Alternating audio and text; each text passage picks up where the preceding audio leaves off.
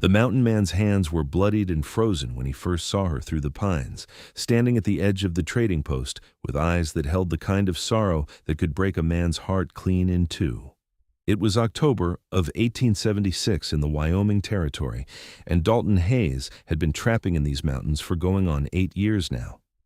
He stood 6'4" in his worn leather boots, with shoulders broad enough to carry a full-grown elk across his back, which he had done more than once. His dark hair fell past his collar, streaked with copper from long days under the high-altitude sun, and his arms were corded with muscle from years of setting trap lines, hauling pelts, and surviving winters that would kill a lesser man. At 32 years old, he knew these mountains better than he knew his own face, and he preferred the company of the wind through the aspens to the chatter of civilization. But something about the young woman standing outside Morrison's trading post made him pause with his load of beaver pelt still strapped to his pack mule. She wore a simple cotton dress that had seen better days, patched at the elbows and hem, and her auburn hair was pulled back in a braid that had come loose during what must have been a long journey. She could not have been more than 23 or 24 years old, and she held herself with the rigid posture of someone trying desperately not to fall apart. Dalton approached the trading post, his moccasins silent on the pine needle-covered ground. As he drew closer, he could see the fresh bruise on her cheekbone, barely hidden by a strand of hair she kept brushing across her face. Her dress was travel-stained, and she carried a small bundle that looked like it contained everything she owned in the world. "Help you with something, miss?" Dalton asked, his voice rough from weeks without using it for much beyond talking to his mule. She startled, her green eyes going wide before she seemed to remember herself and straightened her spine. "I'm waiting for Mr. Morrison to finish with his current customer," she said. Her voice had the cultured tone of someone educated back east, which made her current circumstances all the more puzzling. "Been waiting long?" "Nearly an hour." She glanced at the closed door of the trading post, then back at him. Her gaze traveled over his buckskin jacket, the pelts on his mule, and the knife at his belt before returning to his face. "You are a trapper." "That I am." He shifted the weight of his pack. "Name is Dalton Hayes. I have a cabin about 15 miles north of here, up in the high country." "Eliza Thornton," she said, and offered her hand like a proper lady might at a church social. Her palm was soft against his calloused one, but he could feel the tremor running through her fingers. Before he could ask what brought an educated Eastern woman to a remote trading post in the Wyoming mountains, the door swung open and James Morrison stepped out, followed by a grizzled prospector carrying a new pan and pickaxe. Morrison was a squat man with a tobacco-stained beard, shrewd eyes, and a reputation for driving hard bargains. "Miss Thornton," Morrison said, his tone carrying the weight of bad news, "I have thought on your proposition, and I am afraid I cannot offer you employment. I run this post alone, and I have no need for help, especially not from someone with no experience in frontier trade." The color drained from Eliza's face, but she kept her chin up. "I am a hard worker, Mr. Morrison. I can learn quickly. I can read and write and do figures. Surely there must be something." "I am sure you are very accomplished," Morrison interrupted not unkindly. "But this is harsh country, miss. Winter is coming on, and I would not feel right taking responsibility for a young woman alone out here. You should head back to Cheyenne before the first snows close the passes." "I cannot go back," Eliza said, and something in her voice made Dalton's protective instincts flare to life. "Please, Mr. Morrison, there must be some way." "I am sorry." Morrison shook his head. "That's my final word." He nodded to Dalton. "Hayes, good to see you. Bring those pelts inside and we will settle accounts." Dalton hesitated, looking between Morrison and Eliza. The young woman had turned away, her shoulders rigid, and he could see her hands shaking as she clutched her bundle. Morrison had already disappeared back into the trading post, leaving them alone in the cooling afternoon air. "Miss Thornton," Dalton said quietly, "what brings you out to these parts? You got family nearby?" She shook her head without turning around. "No family. I was traveling west with my uncle, but her voice caught. "He passed 3 weeks ago. Fever took him outside of Cheyenne. I used the last of our money to have him buried proper, and I thought I could find work out here. I was wrong." "Where were you headed originally?" "My uncle had a claim in Montana Territory. We were going to start fresh out there. He raised me after my parents died when I was 12, and when he lost his shop back in Philadelphia, We decided to come west together." She finally turned to face him, and the desperation in her eyes hit him like a physical blow. "I have nowhere to go, Mr. Hayes. No money for passage back east, no family, nothing. I thought perhaps I could work for Mr. Morrison through the winter and save enough to continue north in the spring, but now—" She broke off, pressing her lips together, hard as if to keep from crying. Dalton stood there, feeling the weight of his pelts on the mule and the weight of a decision forming in his mind. He was a solitary man by nature, had been ever since he left his family's farm in Missouri to seek his fortune in the mountains. He liked his life the way it was, just him and the wilderness and the changing seasons. Taking responsibility for another person, especially a woman as clearly refined as Eliza Thornton, would upend everything. But he could not walk away from her, not with winter coming and nowhere for her to go. "Vrathidi. I have a proposition," he said, the words coming out before he had fully thought them through. "My cabin is solid and warm. I have plenty of supplies put by for winter. You could stay there while I run my trap lines this season. I will be gone days at a time checking traps, and I could use someone to keep the home fire burning, so to speak. Come spring, I will guide you north to Montana and help you find your uncle's claim. I will not ask anything improper of you," he added quickly, seeing the flash of fear in her eyes. "You will have your own space, and I give you my word as a man that you will be safe." Eliza stared at him for a long moment, and he could practically see her mind working through the options. Finally, she said, "Why would you help me? You do not know me." "Because it is the right thing to do," Dalton said simply, "and because these mountains can be hard and lonely, and sometimes folks need to help each other out. That is just how it is out here." She searched his face as if looking for deception, but whatever she saw there must have satisfied her because she nodded slowly. "I accept your offer, Mr. Hayes, and I promise I will earn my keep. I can cook and clean and mend clothes. I am not afraid of hard work." "Call me Dalton," he said, "and I believe you. Come on, let me sell these pelts and stock up on supplies. We have a long ride ahead of us, and I want to be back at the cabin before dark." Inside the trading post, Morrison raised his eyebrows when he saw Eliza following Dalton in, but he kept his thoughts to himself as he examined the beaver pelts Dalton had brought. They were prime quality, thick and lustrous, and Morrison gave a low whistle of appreciation. "You have been busy, Hayes. These are some of the finest pelts I have seen this season." "Been a good year for beaver," Dalton said. "I found a new creek system about 10 miles east of my usual territory. They have been damming it up something fierce."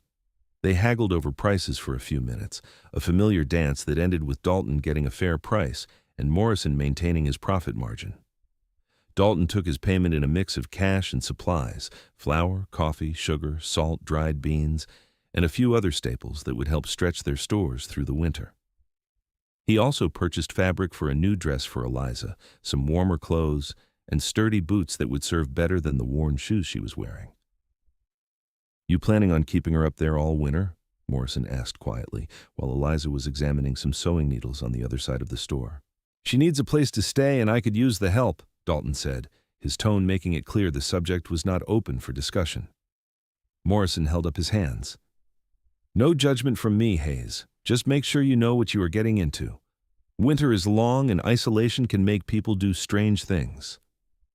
Dalton did not respond to that. He finished loading the supplies onto his mule, then helped Eliza up onto his horse, a sturdy roan mare named Ginger. He would walk alongside, leading both animals up the narrow mountain trail to his cabin. The journey took them 4 hours, climbing through stands of pine and aspen, following game trails that Dalton knew by heart. The air grew colder as they ascended, and Eliza wrapped her arms around herself against the chill. Dalton wished he had thought to give her his jacket, but she did not complain, just held on and trusted him to lead them safely. The sun was painting the western peaks orange and gold when they finally arrived at Dalton's cabin. It sat in a small clearing surrounded by towering pines, with a creek running clear and cold about 50 yards to the east. The cabin was solidly built from logs Dalton had cut and notched himself, with a stone chimney and a roof that did not leak even in the hardest rains. It was a single room, maybe 20 feet by 20 feet, but it had a good stove, a sturdy bed frame, a table and chairs, and shelves lined with supplies and equipment. "It is not fancy," Dalton said as he helped Eliza down from the horse, "but it is warm and dry, and it will keep us safe through the winter." Eliza looked at the cabin, then at the mountains rising all around them, and for the first time since he had met her, she smiled. It was a small, hesitant smile, but it transformed her face, chasing away some of the sorrow that had been weighing her down. "It is beautiful," she said softly. "Thank you, Dalton. I will not forget this kindness." He nodded, suddenly awkward, and turned to unload the supplies. "I will get a fire going and make us some supper. You must be hungry after that ride." That first night set the pattern for the weeks that followed. Dalton rigged up a curtain that divided the cabin in two, giving Eliza privacy in one corner where he set up the bed for her. He would sleep in his bedroll near the stove, which suited him fine since he was used to sleeping rough on the trail anyway. Eliza proved to be as good as her word about pulling her weight.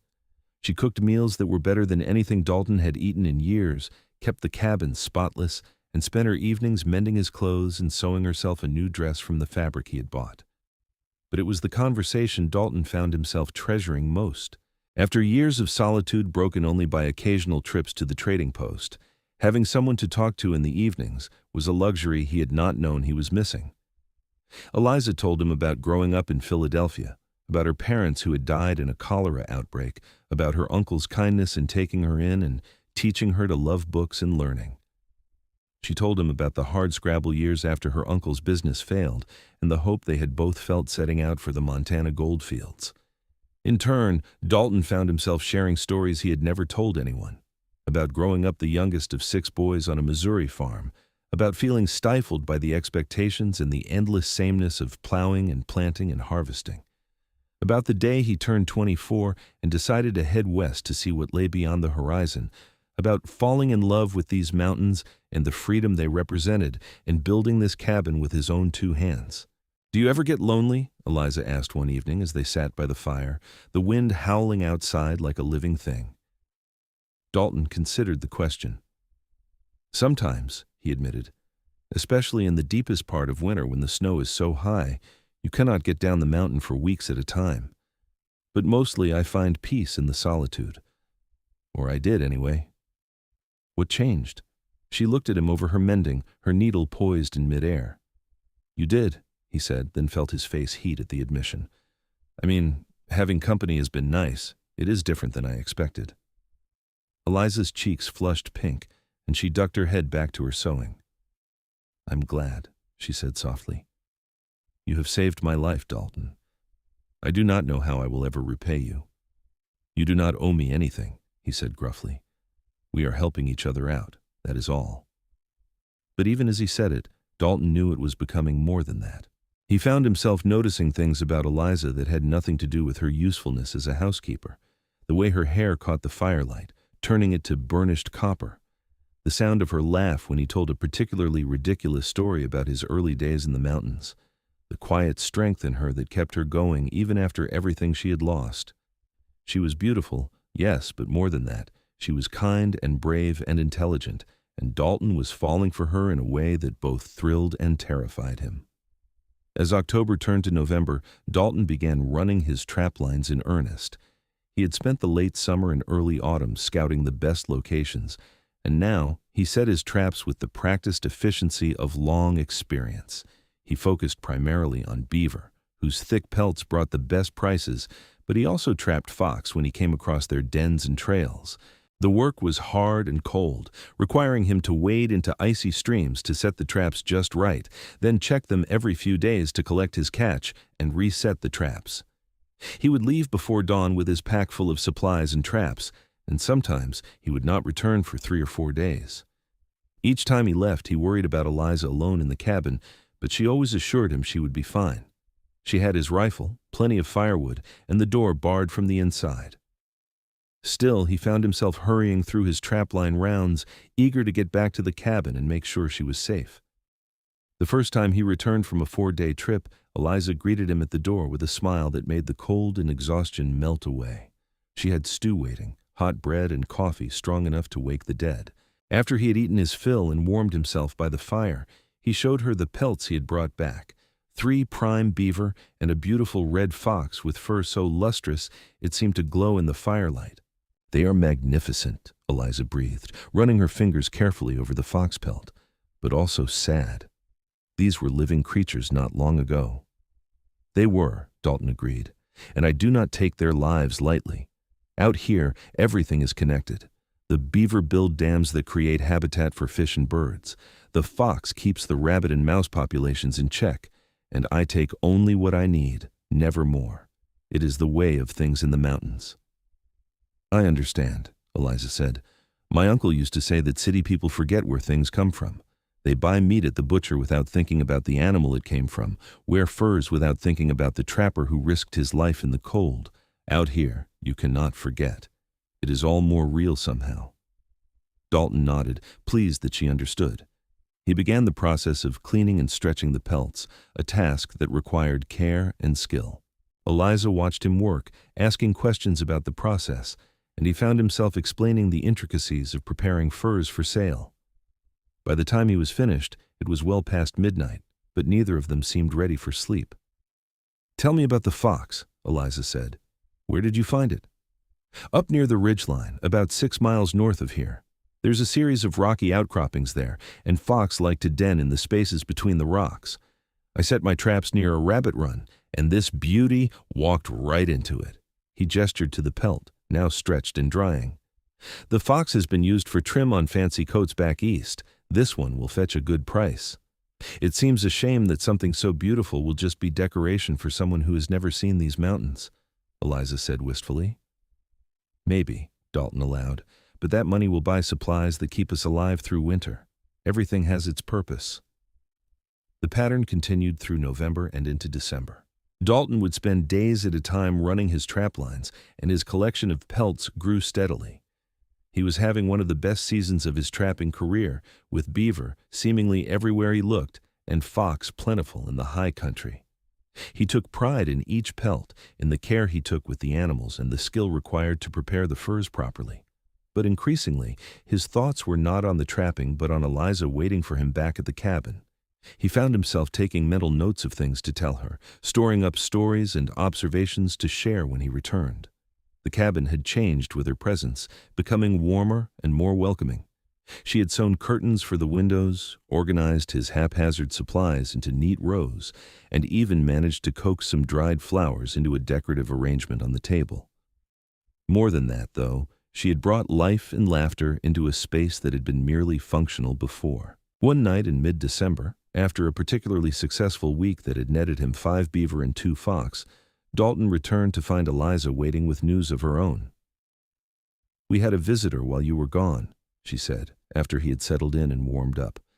Her tone was carefully neutral, but he could see the tension in her shoulders. "Who?" Dalton asked, immediately alert. "A man named Garrett. He said he has a claim about 10 miles west of here. He saw smoke from the chimney and stopped to investigate." Eliza wrapped her arms around herself. "He was surprised to find a woman here alone. He asked a lot of questions about who I was and what I was doing here." Dalton felt anger kindle in his chest. He knew Garrett slightly, a rough prospector who panned for gold in the mountain streams with little success. The man had a reputation for being crude and overly familiar with women. "Did he give you any trouble?" Dalton asked, his voice low and dangerous. "He tried to invite himself inside, but I kept the door barred and spoke to him through the window. He finally left when I told him you would be back soon and would not appreciate finding a stranger in your cabin." She met his eyes. "He made me nervous, Dalton, the way he looked at me." "I will have a word with him," Dalton said grimly. "He will not bother you again." True to his word, Dalton rode out the next morning to find Garrett's camp. He found the man huddled over a meager fire, looking half-frozen and thoroughly miserable. Garrett was in his 40s with a scraggly beard and the bloodshot eyes of someone who drank too much of his own homemade whiskey. "Hayes," Garrett said with false cheer when Dalton rode up, "what brings you out this way?" Dalton dismounted and walked straight up to Garrett, using his considerable size to full advantage. He stood a good 6 inches taller than the other man and outweighed him by at least 50 pounds of solid muscle. "I heard you paid a visit to my cabin while I was out on the trap line," Dalton said quietly. "I am here to make something very clear, Garrett. Miss Thornton is under my protection. If you go near her again, If you so much as look in the direction of my cabin, I will make you regret it. Are we understood?" Garrett took a step back, his hands raised. "Now hold on, Hayes. I was just being neighborly. I did not mean any harm. I do not care what you meant. Stay away from her. Stay away from my cabin. This is your only warning." Dalton held the other man's gaze until Garrett looked away, nodding quickly. Sure. No problem, Hayes. I will keep my distance." Dalton rode back to the cabin, satisfied that Garrett would not be causing any more trouble. When he told Eliza what he had done, she looked at him with something like wonder in her eyes. "You did not have to do that," she said softly. "Yes, I did. You are safe here, Eliza. I will make sure of it." Something shifted between them in that moment, an acknowledgement of feelings that had been building for weeks. Dalton saw it in the way Eliza looked at him, and he knew she could see it in him too. But neither of them spoke of it directly. It felt too fragile, too new, and winter was long. There would be time. The snows came heavy in January, piling up against the cabin walls and turning the world into a white wilderness. Dalton still ran his trap lines, though the work became harder as he had to break trail through snow that sometimes came up to his thighs. He added snowshoes to his equipment and learned to read the subtle signs that indicated where beaver were still active beneath the ice. The fox proved harder to find in the deep snow, but he managed to trap 2 more, their winter coats thick and luxurious. Through it all, Eliza was there when he returned, keeping the cabin warm and welcoming. She worried over his frostbitten fingers, insisted he soak in warm water by the fire, and fed him hot meals that restored him after days in the brutal cold. They fell into an easy domesticity that felt natural and right, as if they had been living together for years rather than months. One evening in late January, with a blizzard raging outside and the wind howling like tortured spirits, they sat together near the fire. Eliza was working on a quilt she had started, piecing together scraps of fabric into a pattern of stars, and Dalton was repairing a trap that had been damaged by a beaver's desperate thrashing. "Dalton," Eliza said suddenly, her voice soft enough that he had to lean closer to hear over the wind, "I need to tell you something." He set down the trap and gave her his full attention. "I'm listening. When spring comes and you take me north to my uncle's claim, I do not think I will stay there." She kept her eyes on her quilting, her needle moving in steady, precise stitches. "I have been thinking about it all winter, and I realize that my uncle's dream was just that, his dream, not mine. I only went along because he was all I had left and I did not know what else to do." "What will you do instead?" Dalton asked, his heart beating faster. "I was hoping—" She paused, finally looking up at him. Her green eyes reflected the firelight, and he could see vulnerability and hope warring in their depths. "I was hoping I could stay here, with you, if you would have me." The words hung in the air between them, full of possibility and risk. Dalton felt his breath catch in his chest. All winter he had been telling himself that, come spring, Eliza would leave, and he would go back to his solitary life. He had tried not to let himself hope for anything else, tried not to imagine what it might be like to have her stay permanently.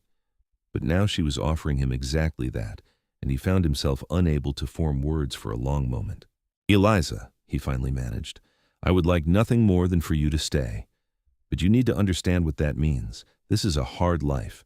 Winters are brutal, and we are isolated up here for months at a time. You have education and refinement, and you could make a good life for yourself in a town somewhere. Maybe even go back east." "I do not want to go back east," Eliza interrupted, "and I do not want a town. I want this." She gestured around the cabin, but her eyes stayed locked on his. "I want the mountains and the quiet and the seasons turning. I want to be here with you, Dalton. These past months have been the happiest I have been since before my parents died. I feel like I have finally found where I belong." Dalton crossed the space between them in 2 strides and knelt beside her chair, taking her hands in his. Her fingers were warm and smooth against his calloused palms, and he could feel her pulse racing beneath his thumb. "I have been half in love with you since the day I met you," he said, the words tumbling out rough and honest. "Watching you standing there at the trading post, trying so hard to be brave, even though your world had fallen apart. And these months with you have been the best of my life. But I need you to be sure, Eliza. Once the snows melt and the pass is open, you will have choices. You do not have to decide now." "I am already sure," she said, and then she leaned forward and kissed him. It was a gentle kiss, tentative and sweet, but it set Dalton's blood on fire. He cupped her face in his hands and kissed her back, pouring all his pent-up longing and tenderness into the contact. When they finally broke apart, both of them were breathing hard and Eliza's cheeks were flushed pink. "I love you, Dalton Hayes," she whispered. "I think I have loved you since you offered to help me when you had no reason to do so, except that it was the right thing. You are the best man I have ever known." "I love you too," Dalton said, the words feeling both momentous and completely natural. "And if you will have me, I want to marry you properly. We can ride down to the trading post when the weather clears and have Morrison send for a preacher, or we can wait until spring and go into town." "I do not need a big ceremony," Eliza said, her eyes shining, "but I would like to be your wife, officially and in the eyes of God. However we can make that happen, I am ready." They sealed the promise with another kiss, and then another, until the fire had burned low and the cold started to creep in. Dalton built up the fire while Eliza prepared for bed behind her curtain, and he lay in his bedroll, feeling like his heart might burst from happiness. Everything had changed in the space of one conversation, and yet it all felt inevitable, as if this was what was always meant to happen. The next morning, Dalton woke with a sense of purpose that had nothing to do with his trap lines. He had one more month of prime trapping weather before the season ended, and he intended to make the most of it, not for his own sake, but for Eliza. He wanted to give her the best life he could, wanted to provide for her and protect her, and show her every day that she had made the right choice in staying with him.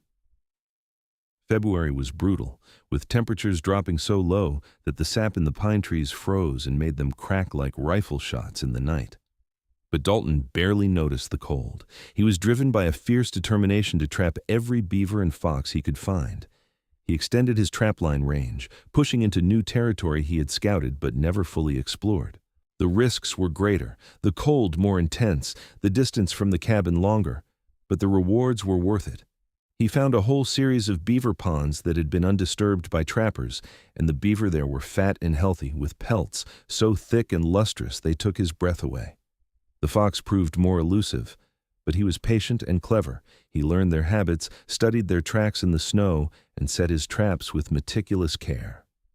When he caught one, he took pride in the perfection of the pelt, in the rich red fur that would bring a premium price at the trading post.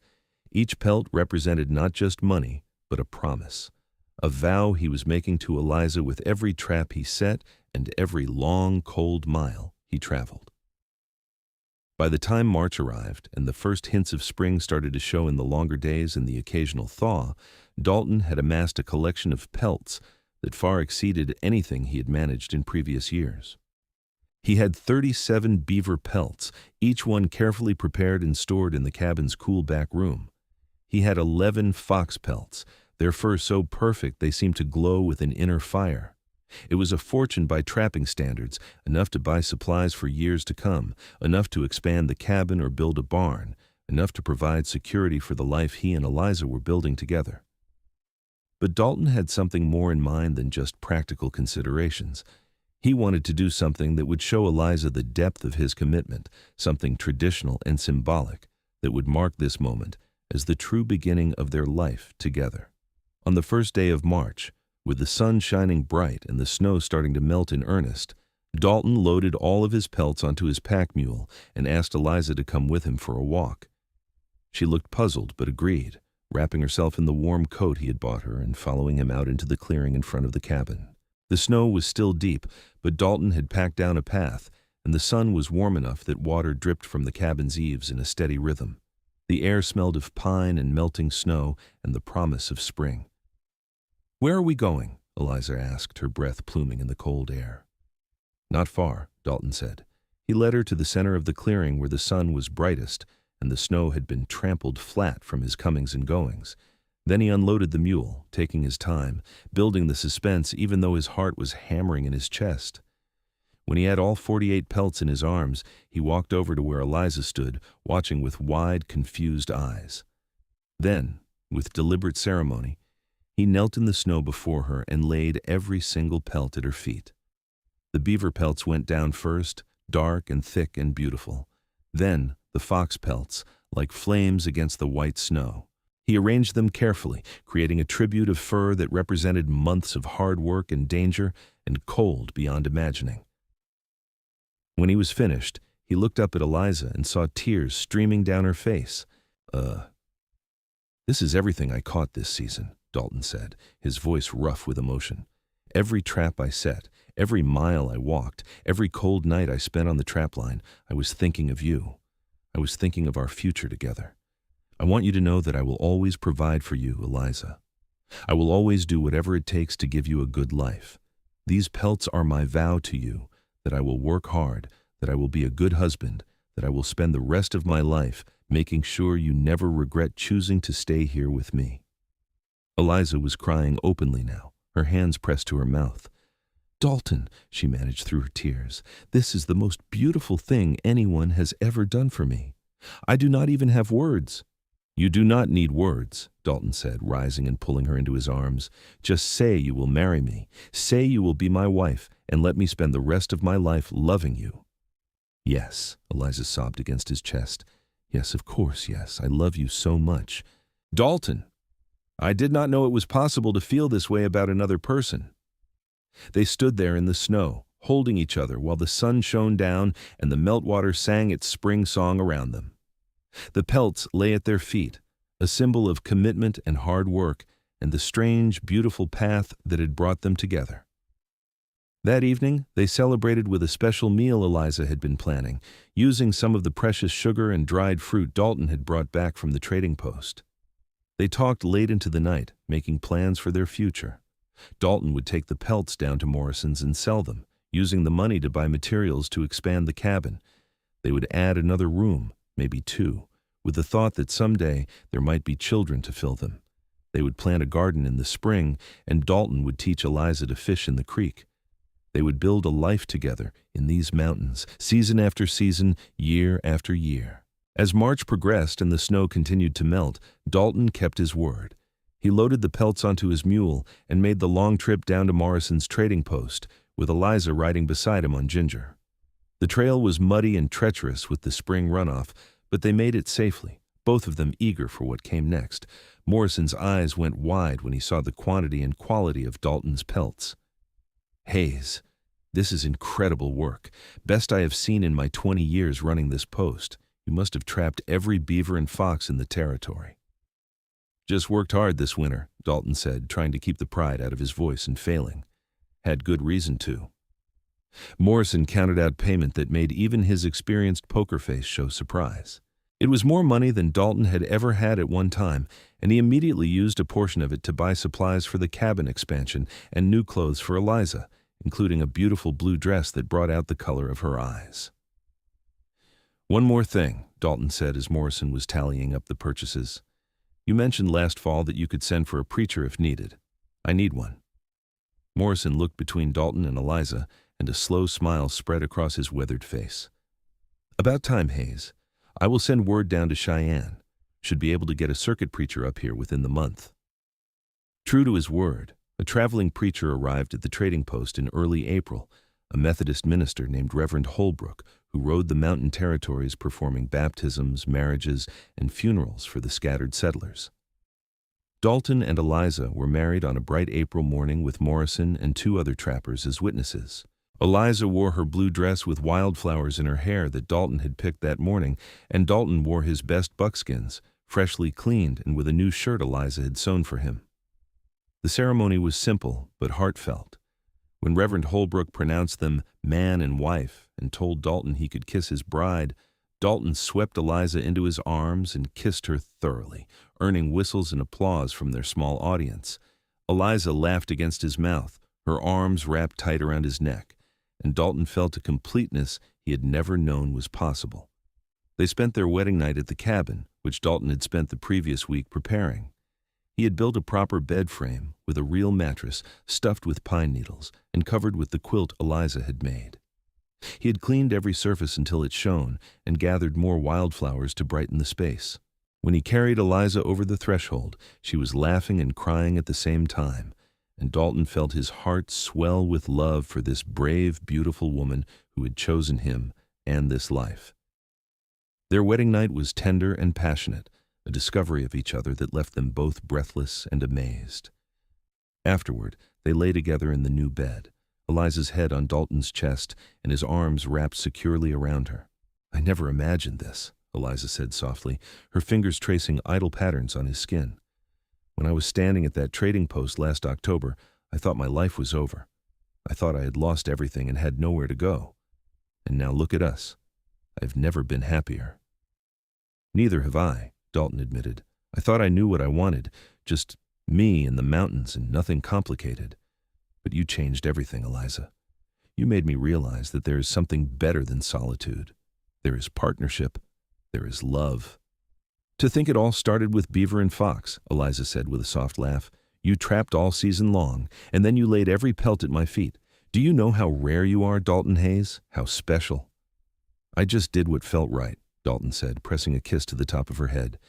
"You deserve to know how much you mean to me, and I wanted to prove it the only way I knew how, through honest work and commitment."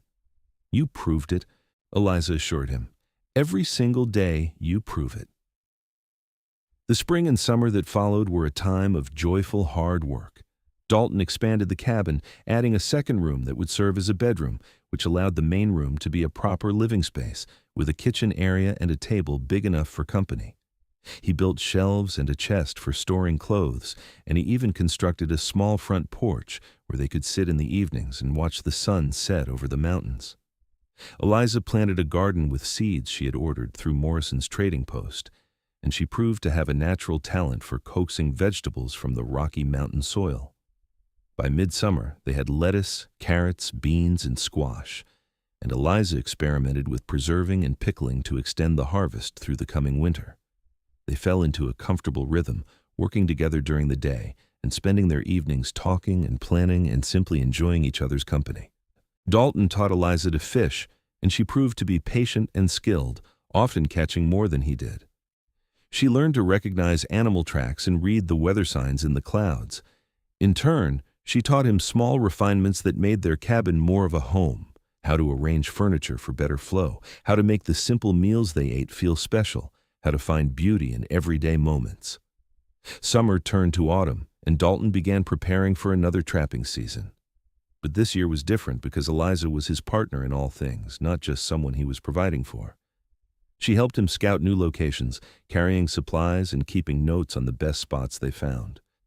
She learned to skin and prepare pelts, proving to have steady hands and an eye for quality. They worked as a team, and Dalton found that the work was not just easier, but more meaningful with her by his side.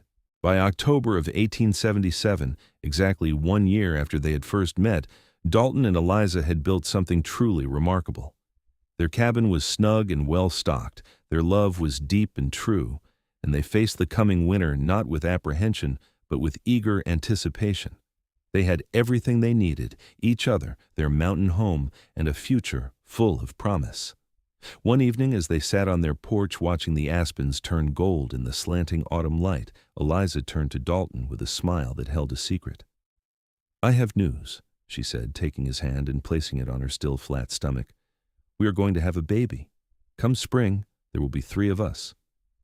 Dalton felt his breath catch, and then a joy, so profound it nearly overwhelmed him, flooded through his chest. He pulled Eliza into his arms, holding her carefully as if she might break, even though he knew she was strong enough to handle anything these mountains could throw at her. A baby," he breathed. "Eliza, that is the best news I have ever heard. Are you sure? Are you well? Do you need anything?" "I am perfectly well," Eliza laughed, pulling back to look at his face. "And yes, I am sure. The baby should come in late April or early May, right when the wildflowers bloom." They sat together as the light faded, talking about names and making plans for a cradle Dalton would build and tiny clothes Eliza would sew. The future stretched out before them, full of possibility and promise, and Dalton sent up a silent prayer of thanks for the twist of fate that had brought Eliza into his life. The winter of 1877 to 1878 was gentler than the previous one had been, or perhaps it only seemed that way because Dalton and Eliza faced it together as husband and wife. Dalton still ran his trap lines, but he kept closer to home now, unwilling to be away from Eliza for more than a day or two at a time. She was healthy and strong throughout her pregnancy, continuing to help with the household work even as her belly grew round with their child. They spent the long winter evenings preparing for the baby. Dalton carved a beautiful cradle from pine, sanding it smooth and rubbing it with beeswax until it gleamed. Eliza sewed impossibly tiny gowns and blankets, and they both marveled at how small a new baby would be. They talked about their hopes for their child, about the values they wanted to instill, and the kind of life they hoped to provide. "I want our children to grow up knowing they are loved," Eliza said one evening as she worked on a tiny quilt. "I want them to feel safe and secure, the way I never did after my parents died, and I want them to love these mountains the way we do." "They will," Dalton assured her, "and they will have something I never had growing up, parents who chose each other out of love, not just duty or convenience. Our children will see what real love looks like every single day." As winter turned to spring and the snow began to melt once more, Eliza grew heavy with the baby. Dalton fretted and hovered, wanting to wrap her in cotton wool and protect her from every possible danger. Eliza bore his overprotectiveness with good humor, gently reminding him that women had been having babies since the beginning of time and that she was strong and healthy. In late April, when the first wildflowers were blooming in the meadow near the cabin, Eliza's labor began. Dalton had brought in a midwife from a settlement 20 miles south, a capable woman named Mrs. Brewster, who had delivered more babies than she could count. She took charge with calm efficiency, sending Dalton out of the cabin with instructions to keep water boiling and stay out of the way. The hours that followed were the longest of Dalton's life. He paced outside the cabin, listening to Eliza's cries and feeling utterly helpless. He prayed more fervently than he ever had, promising God anything if only Eliza and the baby would be all right. The sun set and rose again, and still the labor continued until Dalton was nearly mad with worry. Finally, just as the morning sun was painting the eastern peaks pink and gold, he heard a new sound, the thin, outraged wail of a newborn baby. Dalton's knees went weak with relief, and he had to steady himself against the cabin wall. A few minutes later, Mrs. Brewster opened the door, her face wreathed in smiles. "You have a son, Mr. Hayes, a big, healthy boy with a fine set of lungs on him, and your wife did beautifully. She is tired but well. Come meet your son." Dalton stumbled into the cabin, his eyes going immediately to the bed where Eliza lay propped up on pillows, looking exhausted but radiant. In her arms was a tiny bundle wrapped in one of the blankets she had made, and when Dalton approached, she pulled back the fabric to reveal the most perfect thing he had ever seen. His son had a cap of dark hair, a red, wrinkled face, and tiny fists that waved in the air as he cried. Dalton reached out with one finger and touched the baby's hand, marveling when the tiny fingers immediately closed around his. "He is perfect," Dalton whispered, his voice breaking. "Eliza, you did so well. He is absolutely perfect." "Do you want to hold him?" Eliza asked, her eyes shining with love and pride. Dalton nodded, unable to speak, and carefully took his son into his arms. The baby was so small and light, but there was a solid realness to him that made Dalton's heart swell. This was his child, his and Eliza's, a new life they had created together out of love. "What should we name him?" Eliza asked. Dalton thought for a moment, looking down at his son's face. "How about Thomas? It was my father's name, and it is a good, strong name." "Thomas Hayes," Eliza said, trying it out. "I like it. Welcome to the world, Thomas." Baby Thomas proved to be a healthy, hungry infant with his father's dark hair and his mother's green eyes. He filled the cabin with his cries and his gurgles and his sweet baby scent, and Dalton and Eliza fell completely in love with him. Dalton discovered that he had a talent for soothing the baby, carrying Thomas around the cabin and telling him stories about the mountains, while Eliza rested and recovered from the birth. The months that followed were chaotic and exhausting and absolutely wonderful. Dalton adjusted his trapping schedule to be home more, unwilling to miss a moment of his son's early development. He watched with wonder as Thomas learned to focus his eyes, to smile, to reach for things with his tiny hands. Every milestone felt like a miracle, and Dalton found himself thinking about his own father and feeling a new understanding and appreciation for the sacrifices parents make for their children. Eliza blossomed in motherhood, her natural warmth and patience making her a wonderful mother. She sang to Thomas, talked to him constantly, and seemed to know instinctively what he needed. Watching her with their son made Dalton fall even more deeply in love with her, if that was possible.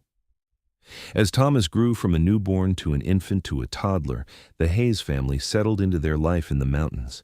Dalton continued to trap in the winters, and the income from his pelts allowed them to slowly improve their homestead. He built a small barn for Ginger and the mule, expanded the garden, and even put in a root cellar for storing vegetables through the winter. Their cabin was comfortable and well-maintained, a true home in every sense of the word. When Thomas was 2 years old, Eliza gave birth to a daughter they named Sarah, after Eliza's mother. Sarah had her mother's auburn hair and her father's strong build, and she proved to have a fierce, independent personality from the very start. Dalton joked that she was going to be trouble, and Eliza laughed and agreed, but they both adored their spirited daughter. The years passed in a rhythm of seasons and growth. Dalton taught Thomas to fish and track animals, while Eliza taught both children to read and do their figures. They were isolated from large settlements, but they were not lonely. They had each other, and they had the mountains, and that was enough.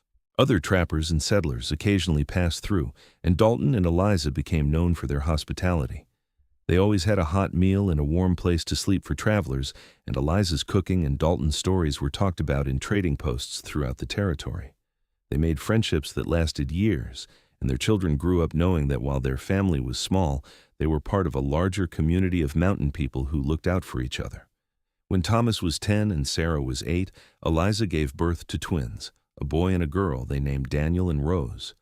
Dalton, now 46 years old and with threads of silver in his hair, joked that they were starting a whole new family. But he was delighted with the twins. He had worried that he might be too old to keep up with young children, but he found that experience had given him patience he lacked in his younger years, and he treasured every moment with his growing family. The cabin that had once been a simple one-room structure had grown into a proper homestead, with multiple rooms, a real glass window that Dalton had hauled up from Cheyenne, and even a small library of books that Eliza had carefully collected over the years. The garden had expanded to provide most of their vegetables, and Dalton had built a smokehouse for preserving meat and fish. Through it all, the love between Dalton and Eliza only grew stronger. They still sat together on summer evenings, watching the sunset and talking about their day. They still held hands when they walked to the creek, and Dalton still felt his heart skip when Eliza smiled at him. The passionate intensity of their early love had matured into something deeper and more sustainable, a partnership built on mutual respect, shared values, and unwavering commitment. One autumn evening when Thomas was 15 and already as tall as his father, the family gathered around the dinner table for their evening meal. It had become their custom to share something from their day, and as they went around the table, Dalton felt a profound sense of contentment. Thomas talked about tracking an elk he had seen in the high meadow. Sarah, now 13 and every bit as independent as they had predicted, described a new fishing hole she had discovered. The twins, now 5 years old, babbled about the frog they had caught and then released in the creek. When it was Dalton's turn, he looked around at his family, at Eliza, still beautiful at 40 with laugh lines around her eyes and silver threads in her auburn hair, at his 4 children, healthy and happy and growing like weeds, and he felt emotion tighten his throat. "I am grateful," he said simply, "for all of this. For your mother who chose to stay in these mountains with me all those years ago, for each of you, for this life we have built together. I know it is not fancy or easy, but I would not trade it for anything in the world." Eliza reached across the table and took his hand, squeezing it gently. "Neither would I," she said softly. "This is everything I never knew I wanted." Thomas, who was becoming a young man and sometimes found his parents' affection embarrassing, smiled despite himself. "We know, Pa. You tell us the story of how you and Ma met at least once a month. And I will keep telling it," Dalton said with a grin, "because it's a good story. How I saw your mother standing at Morrison's trading post looking brave and scared at the same time, and how I knew I could not just walk away, how I trapped all winter and laid every pelt at her feet as a vow, how she chose to stay here with me and make this life in the mountains." "It is a good story," Sarah agreed. "Very romantic. When I am grown, I want someone to love me the way you love Ma." "You will," Eliza assured her. "When the time is right and the right person comes along, just make sure he is someone who treats you with respect and kindness, the way your father treats me." "And make sure he is willing to work hard," Dalton added. "Love is not just feelings, children. It is showing up every day and doing what needs to be done. It is putting your partner's needs alongside your own. It is building something together that is stronger than what either of you could build alone." The children nodded solemnly, taking in this wisdom, and then Daniel piped up with a question about whether they could have pie for dessert, breaking the serious mood and making everyone laugh. Later that night, after the children were asleep and Dalton and Eliza were preparing for bed, Eliza came to stand beside her husband at the window. Outside, the moon was full and bright, casting silver light across the mountains they had called home for nearly 18 years. "Do you ever regret it?" Eliza asked softly. "Giving up your solitary life for all this chaos and noise and responsibility?" Dalton turned and pulled her into his arms, resting his chin on the top of her head. "Not for one single moment," he said. "You and the children are the best thing that ever happened to me. I was existing before I met you, Eliza, but I was not really living. You taught me what it means to truly live, to love and be loved, to build something lasting, to have a purpose beyond just survival." "You did the same for me," Eliza said. "I was lost and alone, and you gave me a home and a family and a love I did not think existed outside of books. You kept every promise you made when you laid those pelts at my feet, Dalton. You have provided for us and protected us and loved us so well." They stood together in the moonlight, two people who had found each other against all odds and built a life that exceeded their wildest dreams. Outside, an owl hooted in the darkness, and somewhere in the distance, a wolf howled at the moon. The mountains stood eternal and unchanging, witnesses to the love story that had unfolded in their shadow. The years continued to pass, bringing both joys and challenges. There were harsh winters when game was scarce, and they had to ration their supplies carefully. There were injuries and illnesses that tested their strength and resilience. There were moments of doubt and fear, times when the isolation pressed down heavy and they questioned their choices. But through it all, Dalton and Eliza held fast to each other and to the vows they had made all those years ago. Dalton continued to trap, though as he grew older, he turned more of the work over to Thomas, teaching his son the skills and knowledge he had accumulated over decades in the mountains. Eliza continued to manage their home with grace and efficiency, teaching their daughters to be strong and self-reliant while also nurturing their softer sides. Thomas grew into a fine young man, tall and strong like his father, with a quiet competence that reminded Dalton of himself at that age. When he was 20, Thomas married a young woman from a neighboring homestead, and they built their own cabin 5 miles north, close enough for regular visits but far enough to give them their own space. Dalton and Eliza became grandparents, delighting in the new generation, while also appreciating the freedom that came with not having to be responsible for small children 24 hours a day. Sarah, true to her independent nature, chose not to marry young. Instead, she became known throughout the territory as a skilled hunter and tracker, often hired by settlers to track lost livestock or guide hunting parties. She was happy in her unconventional life, and Dalton and Eliza were proud of her courage in forging her own path. The twins, Daniel and Rose, were as close as two people could be, finishing each other's sentences and seeming to communicate without words. They chose to stay near the homestead, building a life that honored the traditions their parents had established while also adding their own innovations. By the time Dalton was 60 years old, the Hayes family had grown into a small clan, with 3 grandchildren and another on the way. The original cabin had been expanded and modified so many times that it barely resembled the simple structure Dalton had built all those years ago. But it was still home, still the place where he felt most himself. On an autumn evening remarkably similar to that long-ago day when he had first seen Eliza at Morrison's trading post, Dalton stood in the clearing in front of his cabin and looked out at the mountains he had called home for more than 4 decades. He was older now, his hair fully silver and his body carrying the aches and pains of a life spent in hard physical labor. But he was happy in a bone-deep way that transcended circumstance. Eliza came to stand beside him, moving a little slower than she used to, but still with the grace that had first caught his attention. She slipped her hand into his, and they stood together in comfortable silence, watching the last light fade from the sky. "Do you remember the day you laid all those pelts at my feet?" Eliza asked, breaking the silence. Of course I remember," Dalton said. "That was the day I showed you my heart, the day I promised to spend my life loving you and providing for you." "You have kept that promise every single day since," Eliza said. "Even when it was hard, even when we faced challenges I know you never anticipated. You have been my rock, Dalton, my partner, and my love." "And you have been mine," Dalton replied. "I trapped beaver and fox all that season long, working harder than I ever had before, because I wanted to prove myself worthy of you.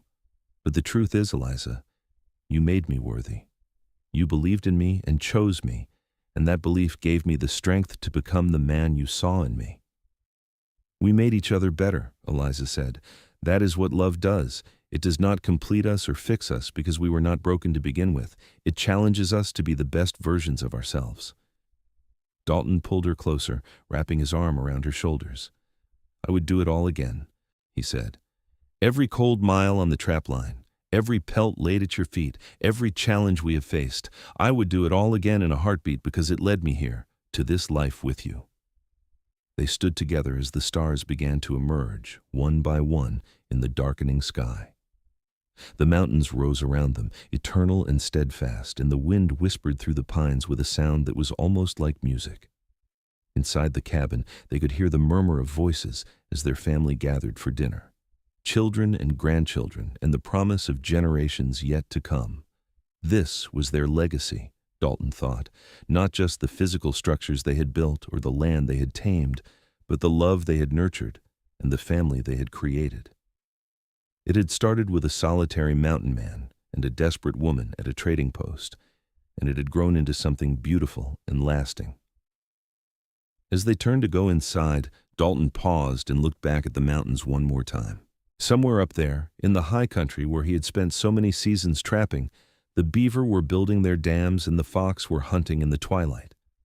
The cycle continued, season after season, just as his love for Eliza had continued and deepened with each passing year. He had trapped beaver and fox all season long, and he had laid every pelt at her feet as a vow. It was a promise he had kept every day since, through hard work and dedication, through love and commitment, through the simple act of showing up and choosing her again and again. And she had chosen him right back, building a life in these mountains that was richer and more fulfilling than anything he could have imagined in his solitary days. Inside the cabin, the family was gathered around the large table that Dalton had built when the children were small. There was laughter and conversation, the clatter of dishes and the warm smell of Eliza's cooking. Thomas was there with his wife and children. Sarah had ridden in from her cabin for the evening, and the twins were helping set the table. It was chaos and noise and absolutely perfect. Dalton took his place at the head of the table, with Eliza beside him where she belonged. He looked around at the faces of his children and grandchildren, at the life they had built together through years of hard work and unwavering love. His eyes met Eliza's across the table, and in that moment, no words were needed. Everything they had been through, everything they had built, everything they meant to each other, it was all there in that look. The meal was excellent, as Eliza's cooking always was. There was venison that Thomas had brought, vegetables from the garden that Rose tended, fresh bread that Sarah had learned to make almost as well as her mother. They ate and talked and laughed, sharing stories and making plans for the coming season. After dinner, as had become their tradition, the youngest grandchild, a boy of 4 named Jacob, climbed into Dalton's lap and asked for a story. Dalton settled the boy against his chest and began to speak, his deep voice carrying easily through the room. "Let me tell you about the winter I met your grandmother," he said, and smiled as Eliza shook her head affectionately. "It was October of 1876, and I was a solitary mountain man who thought I had everything I needed. I had my cabin, my trap lines, and the freedom of these mountains. But I did not know what I was missing until I saw a young woman standing at Morrison's trading post with eyes full of sorrow and courage." The children and grandchildren settled in to listen, even though they had heard this story many times before. It never got old, this tale of how their family began. Dalton told them about offering Eliza shelter, about falling in love during that long winter, about making the decision to trap harder than he ever had before. "I caught 37 beaver and 11 fox that season," Dalton said. "And when spring came and I knew your grandmother was going to stay with me, I took every single pelt I had trapped and I laid them at her feet. It was my way of showing her that I would always work hard for our family, that I would always provide, that my love was not just words but actions." "And then you got married and had children and lived happily ever after," young Jacob said, completing the story in the abbreviated way children do. "That is right," Dalton said, ruffling the boy's hair. "But the happily ever after part is not just one moment. It is every day, every season, every year. It is choosing to love each other even when things are hard. It is working together to build something lasting. The pelts I laid at your grandmother's feet all those years ago, they were just the beginning of a promise I have spent my whole life keeping." "And he has kept it beautifully," Eliza added, her eyes shining with unshed tears. "Your grandfather is the best man I have ever known, and every day I'm grateful that I had the courage to say yes when he offered me a place in his life." The evening wound down eventually, with children being carried to bed and adults settling in for a final cup of coffee before the ride home. Dalton and Eliza walked Thomas and his family to the door, waving as they headed north to their own cabin under the light of the rising moon. When everyone had left and the cabin was quiet again, Dalton and Eliza prepared for bed with the easy familiarity of decades together. They moved around each other in the small space, a dance they had perfected over the years, and when they finally settled under the quilts Eliza had made, they lay close together, Dalton's arm around Eliza's shoulders and her head on his chest. "I love you," Dalton said into the darkness. "I have loved you from the moment I met you, and I will love you until the day I die." "I love you too," Eliza replied. "You gave me everything I did not even know I needed. A home, a family, a purpose, and a love that has sustained me through everything. I am so glad I had the courage to stay in these mountains with you." "We were meant to find each other," Dalton said. "All those years I spent alone in these mountains, I was waiting for you. I just did not know it yet." They drifted off to sleep together, warm and safe in the cabin they had built, surrounded by the mountains that had witnessed their love story from the beginning. Outside, the wind whispered through the pines, and the stars wheeled overhead in their ancient patterns. The beaver in the high country were settling into their lodges for the night, and the fox were beginning their nocturnal hunts. The cycle continued, season after season, year after year. Dalton Hayes had trapped beaver and fox all season long in the winter of 1876, and he had laid every pelt at Eliza's feet as a vow. It was a promise of commitment, of hard work, of dedication to building a life together. And in the decades that followed, he had kept that vow 1,000 times over, not just through his work on the trap lines, but through his daily choice to love Eliza with everything he had, to be the partner she deserved, to build a family and a legacy that would outlast them both. Their love story had started with a desperate woman and a generous man at a remote trading post, and it had grown into something extraordinary. It was a love that had weathered harsh winters and hard times, that had deepened with each passing year, that had created a family and a home that would endure for generations. It was a love that proved that sometimes the best things in life come from the most unexpected places, and that true commitment is not just a moment but a lifetime of choices. As the years continued to pass, Dalton and Eliza grew old together in their mountain home. They watched their children raise families of their own, saw their grandchildren grow and start their own journeys, and even lived long enough to meet a few great-grandchildren. Through it all, they remained devoted to each other, still holding hands on evening walks, still sharing their thoughts and dreams, still choosing each other every single day. When Dalton was 72 years old and Eliza was 65, they sat together on the porch of their cabin on a beautiful autumn evening. The air was crisp and clear, and the aspens were putting on their annual show of gold and orange. They sat in comfortable silence, watching the sun paint the western peaks in shades of pink and purple. I have been thinking," Eliza said quietly, "about that first winter, when you were out on the trap lines and I was here alone, waiting for you to come home. I used to worry so much about you, out there in the cold and the danger. But I also knew that you were doing it for us, for our future. That made it bearable. "I was always thinking of you," Dalton said. "Every trap I set, every mile I walked. You were my reason for pushing through the cold and the exhaustion. I wanted to give you the best life I could." "And you did," Eliza said firmly. "You gave me more than I ever dreamed possible. A home in these beautiful mountains, 4 wonderful children, a family that has grown beyond anything we could have imagined. But most of all, you gave me yourself, your love, your dedication, your partnership. That has been the greatest gift of all." "The feeling is mutual," Dalton said, reaching for her hand. "You took a chance on a rough mountain man with more muscle than sense, and you helped me become more than I ever could have been alone. Everything good in my life has come from loving you."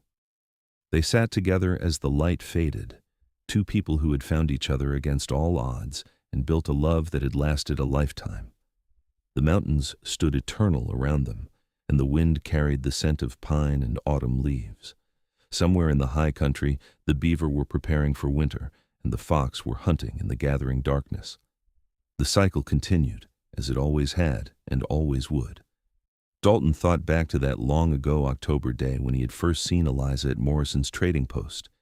He remembered the desperation in her eyes, the determination in the set of her shoulders, the way something in his heart had recognized something in hers.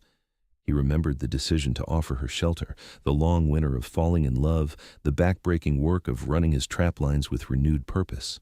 He remembered the day he had laid all 48 pelts at her feet in the snow, 37 beaver and 11 fox, the result of months of hard work and dedication. It had been his way of showing her that he was serious, that he would do whatever it took to build a life with her, that his love was not just words but action. And he had spent every day since proving that commitment over and over again, not through grand gestures, but through the small daily choices that built a life together. Through getting up before dawn to tend the trap lines, through building rooms onto the cabin as their family grew, through holding her hand through the births of their children and the losses they had faced, through choosing to love her even on the hard days when nothing seemed to go right, through showing up again and again, season after season, year after year. That was what the Pelts had really represented, Dalton realized. Not just a vow to provide materially, though he had certainly done that, but a vow to show up, to do the work, to be present, to choose love as an action, not just a feeling, to build something lasting through dedication and commitment and the simple determination to keep going even when things got hard. And Eliza had met him every step of the way, matching his commitment with her own.